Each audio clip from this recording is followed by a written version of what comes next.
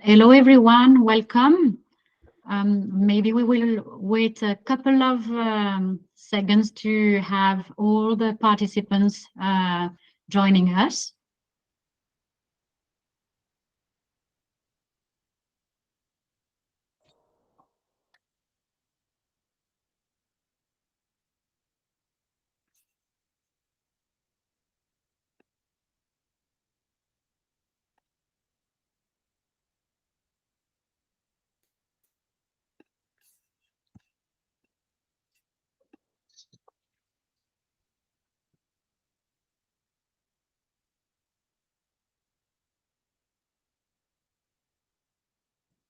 Okay, I think I will start because we have only a short 30 minutes. So really welcome to everyone to this first episode of the Evolution of Retail, a monthly webinar series presented by Pathfinder. So each month we will invite you to explore the cutting edge world of AI and phygital commerce and how it's reshaping the retail industry.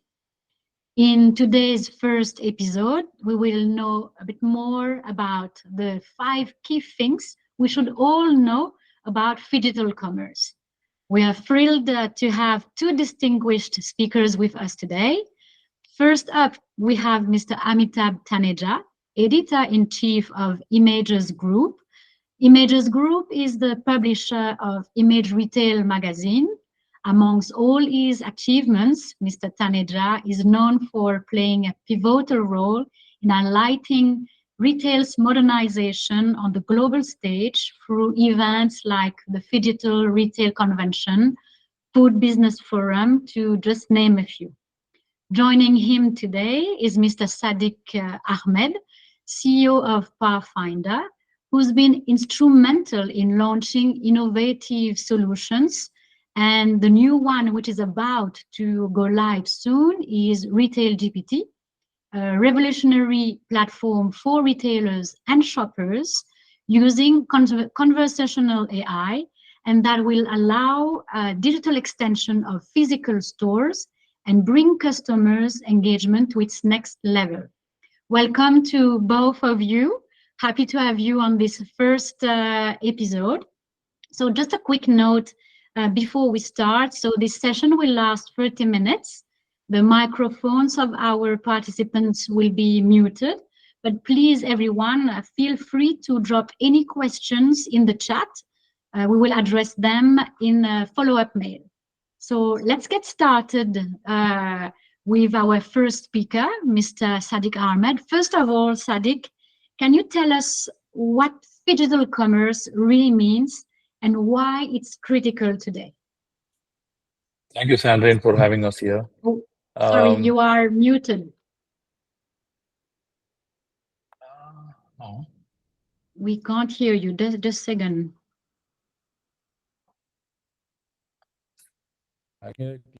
Hello? Okay. We can hear you. We can hear. Thank you so much, Mino. Sandrine, for organizing this webinar. And just to throw light on what is phygital commerce and how important it is. The future of retail lies with phygital commerce. It primarily stems on 3 primarily roots. One is it enhances the customer discovery for the physical store. Number 2, it allows the store to engage with their customers much more deeper, which otherwise is not happening. And the third piece is it allows digital ordering so that the brick and mortar store goes beyond the boundaries of the footprint of the store to do the commerce and to do the home delivery as well. So this is just to understand how these 3 are the main bottom line root causes of on which digital commerce stems. Now, the digital transformation of a brick and mortar store is so important in today's world, especially with the way e-commerce has disrupted the shopping behavior of our shoppers. the enablement of the physical stores, the enablement of the smallest brick and mortar physical store to stand tall in competence with the e-commerce type of transactions, and also to also have fulfillment happening of the store from the store itself, giving enormous power to the store to stand tall in all these circumstances, not to lose its consistent sales, and also to enhance the reach of what the commerce can happen beyond the catchment of the store itself. So and it also gives the opportunity, because of the digital extension. Usually in a physical store, the customers are not completely, the discovery is not complete. So because of the digital extension of the store, they get to know their customers even better. A larger discovery happens. The engagement gets better. So the store creates enormous stickiness for its business, and that's primarily the growth driver for a retailer with Phygital Commerce. Yes. So that's precisely the foundation of what Phygital Commerce is, and without which no businesses can sustain. If we know today, the second piece, which is very critical, also is from a customer discovery perspective, is very few brands have the seamless interface done between their e-commerce websites and their physical stores to know whenever they're on the loyalty program. But 95% of majority of them either don't know who their customers are who come to their website, to their e-commerce sites and to the store, or they don't have any arrangement to create that stickiness with their customers. So Sure. this whole thing addresses that in a big way. Yes. So, Sadique, I think the pandemic very clearly established the power of phygital retail during and post-COVID, isn't it? And experience and convenience are two separate needs, which was very well established during the COVID and post-COVID. Yes. According to Deloitte's Global Retailer Survey, digitally enabled retailers have benefited from the shift a lot. And during and after pandemic, both.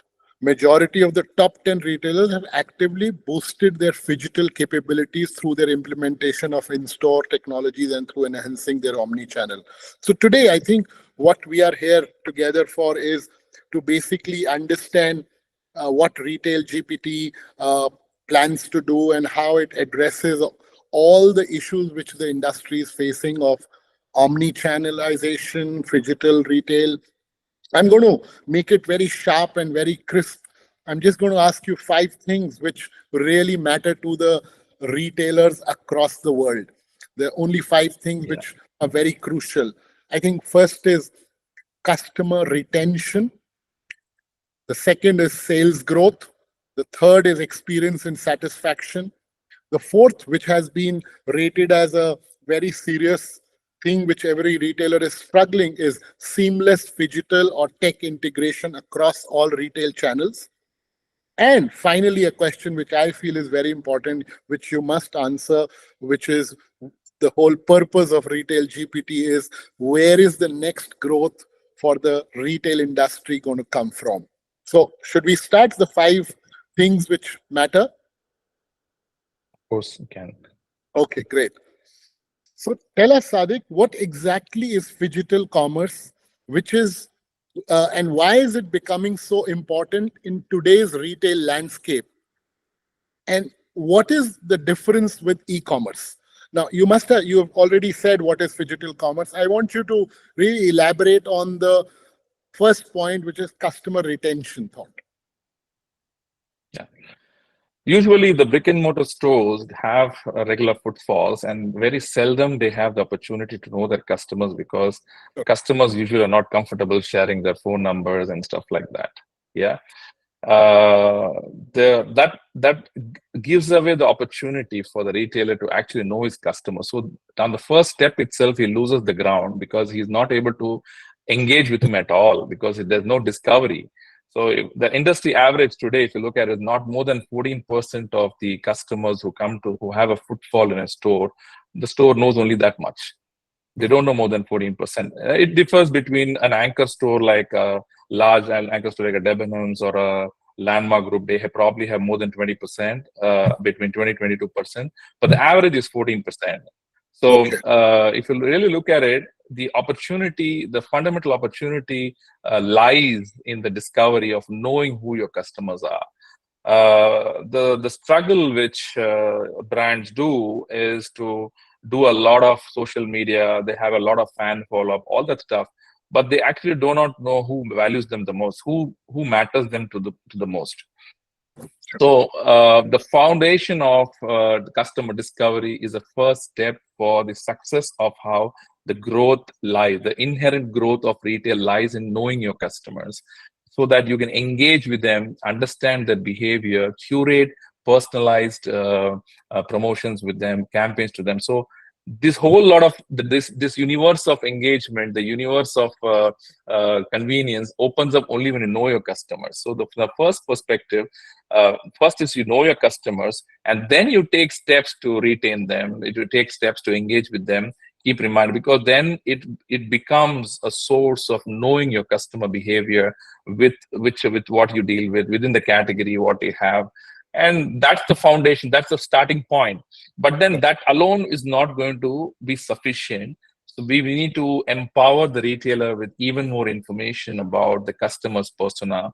Where does he spend the most, and how much is he spending with him versus others within that category. For example, I go to an apparel store. He knows that I would have probably spent 10,000 dirhams in the last 6 months. But then the store should know, imagine the store knows the guy has actually spent 40,000 in apparel. So which means there's a wallet share of 75% has gone elsewhere.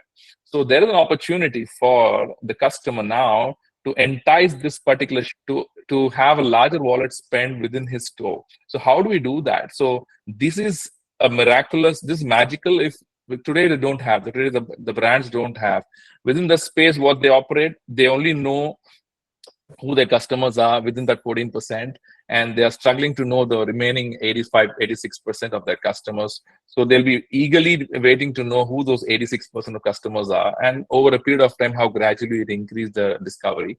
And then second step is to know even more, even the 14% of their customers that they know, what is the opportunity within them to expand the wallet size. So these are the customer retention is going to be the happening only when you get this information, and from that, the way you engage, the way you interact, the way you offer, the way you personalize, that's where the game lies. So with the Phygital retail commerce, have you got any number in terms of retention? Customer retention increases by how much percentage, or what is the impact? I have to say this because there is no such benchmark yet, because there's nobody doing it. RetailGPT would be the first in the industry who would be breaking this ice. So probably we have a forecast of, say, in the first 12 months, we probably would be able to increase this average from 14 to 35 to 40%.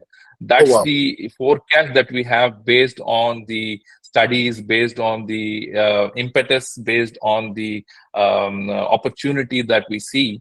There's no benchmark per se, but we're aiming to touch for up to 40% in the first 12 months the retailer comes on board to RetailGPT. That's like that's 2.5 a huge times. Number. Huge. That's huge. Yeah. That's very big number for a retailer, from 14 to 40%. Okay, if the retention is going to go up to 40% as per your research and as per what you've studied, how will it transform how will Phygital retail transform the impact on sales on the store? Because if you can create that retention of up to 40, how will it impact the sales? The traditional brick and mortar store, the traditional brick and mortar store relies on the footfall for the sale to happen. Sure. Okay, and even if if a large brand, they have their own e-commerce websites, that sale is not brought to the sale of the store. It goes on to a separate business unit, etc. So with the RetailGPT's Phygital Commerce, what happens is the ability for the brand to be discovered by a customer who knows what he wants to buy. See, this is not going to replace the footfall. Please remember, phygital commerce is an extension of the physical behavior. It is not a replacement of the footfall itself, because that's not what a brick and mortar store wants. The brick and mortar store wants to create convenience to its customers who know what they want to buy, but they are not buying because they're not able to reach the store. If there are ways how the same merchandise can be ordered and brought, get it delivered, that's the number one delta of sale that goes up, apart from the traditional footfall sale that happens. Plus, second piece is, depending upon the category, it opens up a different tertiary catchment which can run into different towns and cities depending upon the merchandise, from where the ordering can happen. For example, you like let's say, for example, in India, let's say the Forum South Bangalore, okay, it's a Banarghatta area. So there, somebody, a Samsonite store has a particular merchandise. The guy comes from a place like neighboring town like Mysore, neighboring city like Mysore. He likes it, but he's not able to buy it for some reason. But with phygital commerce, he can now place that order and get it home delivered to his home in Mysore. So that delta business, which was not coming to the store, is coming back. Number two, because of the engagement, because of the kind of experience that your the privileges that comes along with engagement, the kind of rewards and the kind of business rules that apply on a personalized level, that creates an enormous alignment and the customer intent, customer preference to this particular at a particular shopping center or a particular retail brand to transact, which elevates the entire opportunity of sale. So basically, discovery is the first piece. Second piece is, because of the discovery, you're able to know your customers more. You're able to reach them out better. You're able to offer them personalized gratification. Thereby, the increase in sales, the impact in sales is quite obvious. So plus the nuances of able to offer the merchandise to a larger geography through the digital ordering system makes it even more powerful for the store to get benefited. Both the retail asset and the retailer benefit from this, because the very store where the order goes becomes a fulfillment point as well. So the trading density of the store goes up. The landlord, the retail real estate landlords are happy. The brand is happy because the store is performing better. So I think there is going to be only a positive impact on the whole thing. Again, is there a benchmark? We are looking at a 2 to 2.5% growth in the first 12 months in terms of engagement. In terms of engagement is what we are looking at. And I think in a 24-month cycle, we should be able to show some substantial numbers in terms of the sales impact itself. So basically what you're saying is the consumer will be able to experience the merchandise and the brand and the retailer and spend more time with the merchandise. Because if you're not able to spend so much time in the retail store, you can still experience the brand through the phygital experience. And which means when you spend more time, you have more retention, you have more experience about the product, and you can really spend more. Yeah, that's a great point. I think the third point after customer retention and sales growth is a very important point, is the experience and satisfaction. How do you think the experience and satisfaction levels will increase, and how will it impact the experience of the retailer with the help of RetailGPT? First piece is RetailGPT has launched is not the conventional app what anybody would have seen so far. It is it's a vertical AI which creates AI for every shopper, and it's completely conversational. So that by itself is a new experience. Now the likes of Apple are also going on the conversational model. So the whole world is going towards a prompt-based approach. So we are completely on the trend of what the tech is, and the user experiences are demanding this experience for the commerce itself. So the first level of engagement, which is conversational in nature, is a new experience for the customers, and they would love to try that out. They love to play with it for exploring the neighborhood, to explore what they want to buy, to explore the product diversification. the whole experience is completely brand new.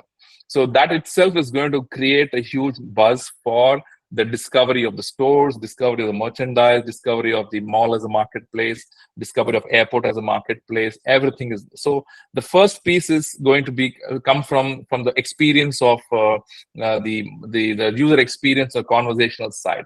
Second piece is it's as simple as this. Imagine if you have been buying a burger from the same McDonald's place every week, you still have to go through those 16 steps to place the order. Okay. Now here, if the AI, the AI would know you, so you just have to say, "Can you order the burger?" And get it delivered to me. So the prompt is so simple. Just with one line, the entire transaction get completed. So it's an all new experience in the ordering itself. Yeah, I was just It's an going to say, all new is it simplicity. a new way of interacting with the retailer? Exactly.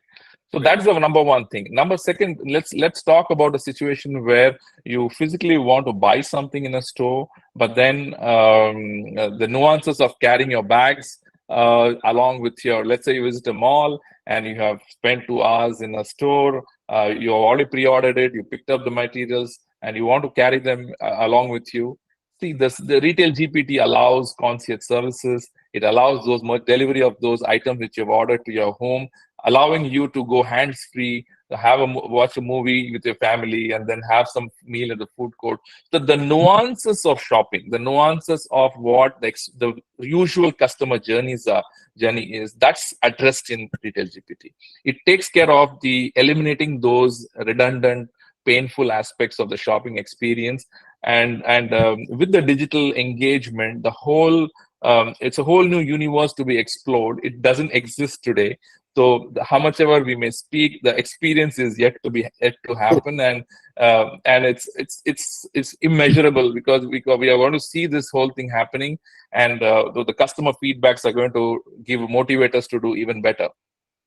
Yeah. I think most of the retailers are traditional brick and mortar retailers, and they have been struggling with the experience which they have mastered over the years at the brick and mortar stores to really carry that same experience on the tech side, on the phygital side. So I think that's where you come in and you actually seamlessly enhance the whole experience. Absolutely. That's great. Okay, so the fourth point, which was a very important point, which most of the retailers across the world are struggling, is challenges which what are some of the challenges retailers face when integrating phygital technologies, and how are you going to change that whole dynamics? Because there are a lot of challenges. Most of the retailers are still struggling to create that same seamless tech experience in terms of the overall tech implementation. How are you going to do that? Again, because of the AI, it's a self-service model where we are integrating the merchandises, the digital catalogs of every retailer on the platform, which is self-served in the sense the retailer can follow a step-by-step approach, and he can get connected by itself. The AI takes the role of connecting his data with ours with the Retail GPT platform. And number two is there are retailers who don't have a catalog, so we provide them the opportunity to create their own catalogs as well. So we are not getting into the inventory management per se, because inventory is a very difficult subject and it is sometimes not handled at the retailer brand level itself. So the ease part of the onboarding is the AI takes care of this. It being a self-serve model, it actually eliminates the need for hardcore implementation. And we do have initially the B2B support to take care of the implementation, but in the long run, it is going to be self-served, and the AI is going to take care of the integration and the interface part of it. And for example, in a conventional situation where, let's say, you run a restaurant and you have a particular item listed in your currently they don't have Retail GPT. They're listed probably in an aggregator platform like Uber or a Swiggy or a Zomato, whatever, or a Talabat whatsoever. So if they don't have a particular item is finished for that session, they actually have to log in. They have to go into that particular mode and say this item is out of stock. As versus in Retail GPT, the retailer can say, this item is done for today. Just communicate through prompt, and that item is blocked from the sale for the day. That's how the AI is going to take a precedence in terms of the entire conventional integrations. So we have to cross the bridge yet in terms of having to see this whole thing rolled out. But we are quite confident about the work that has happened so far, because what matters, what we are bringing on the table with Retail GPT, we're focusing just on the sales aspect of things, how the merchandise, because that's what matters to the retailer. What is the sale and how much Yeah. is.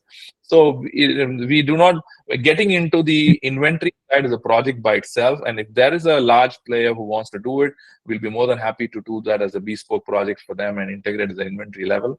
But primarily, it is going to be integrated at the SKU level, and the availability is managed by the store. And so this is actually a digital extension of physical store. The store manager will control his store's inventory. Okay. So if he feels certain items are not there, he will just say, he'll tell the Retail GPT on a conversation basis, these items are not there, so don't take the orders. Okay, great. That's a big support. Because of that element, the integration piece becomes a little more simplified, and the scale at which we want to onboard the number of retailers on the platform, we aim to have about 3 million retailers in the next 2.5 to 3 years time. So for that scale, the traditional integration doesn't work. So we have to use the AI way to actually onboard the retailer, and that's precisely what RetailGPT does. And for depending upon the category, say for example, an F&B, a restaurant or a QSR or a fine dine place can go live in less than 24 hours time. Okay, and a traditional hyper store with about 25,000, 30,000 SKUs probably will take about 2 to 3 days to go live. That's the aim, and that's the speed at which we want to roll this out. Great. That'll be a huge support for the retail industry. Yes. Okay, great. So finally, my last question, which is, what do you see this RetailGPT's overall impact in the long run to the overall retail fraternity and the future of retail? What's the next, where is this next growth going to come from, and how do you think RetailGPT is going to impact that? The ability to predict the behavior is the basis from where the growth comes. So most of the time, the impulse is there, but then it is not fed in the right time. So here, the needs and the impulses are fed promptly ahead of time in a personalized way, which is where the stem of the growth of the entire retail happens. But from a larger perspective, if you look at it from a fraternity perspective, the ability to know the customers, the ability to know their behavior, the ability to tell what merchandise the retailer has to have, what does well, what doesn't do well. So we are being very generic in this conversation today, but it is very subjective to the category actually. So which category? There are category specific strategies that somebody has to get into the details so to see the growth itself. But from a larger perspective, this is opening a new dimension of intelligence in terms of knowing your customer and aligning his needs and his desires. Impulse. Say, for example, you go to a mall, you like a new 75 inches launch of a new LED TV. But then you have the ability to tell in RetailGPT, I love this, but I don't think I'll be able to buy at this price. If there is an offer, I'd love to have it. So imagine the hundreds of thousands of people have done that across the country, and we can run a personalized campaign only to those people who have expressed their interest. So that way, that opportunity doesn't exist today. It doesn't exist today. So those are the kind of pieces how with this predictability, with this intelligence that we carry, we are able to run those promotions, run those impulses for the sake of getting those growth elements, the delta business coming onto the retailer's growth story. Great. Can I say this? Can I conclude this by saying, for the consumer, it is a new way of retailing? And for the retail industry, is an intelligent future retail. I would say this is going to be the next revolution. Like what 20 years ago website was to a business, Retail GPT is what is going to be for retailers in this current. It's a new revolution that is going to be created now. Great. And because business AI is the way forward. Retail GPT democratizes the way how data is used, and it creates a business AI for a brand, which at the rate and at the form factor that we're offering is nothing less than a revolution of the same effect of what a website was to a business 20 years ago. You spoke a lot about tech and how it's going to impact. I just spoke as a retailer, because every retailer has these 5 questions: customer retention, Yes. sales growth, experience and satisfaction, seamless digital integration and tech integration, and what's in it for me for the future. Thank you, Sadique. It was a great Thank you. show and a Thank great you. and what Thank you so RetailGPT much, does. everyone. Thank you so much. Thank you. Thank you, Sadique. Thank you, Amitabh, for your insights and expertise in today's discussion on Phygital Commerce.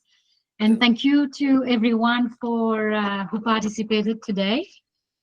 We hope you all found the session enlightening and that it sparks ideas now for leveraging these innovations into your own strategies. So don't forget to join us. In the next session will be on the 1st of August, and it will be about AI and Gen AI in retail. So how it is transforming customer experience. So thanks again for joining us today. We look forward to our next discussion and more innovative insights. Until then, keep pushing the boundaries of retail. Thank you so much, everyone. Have a nice afternoon. Thank you. Bye-bye. Thank you. Bye-bye. Bye. Bye. Bye.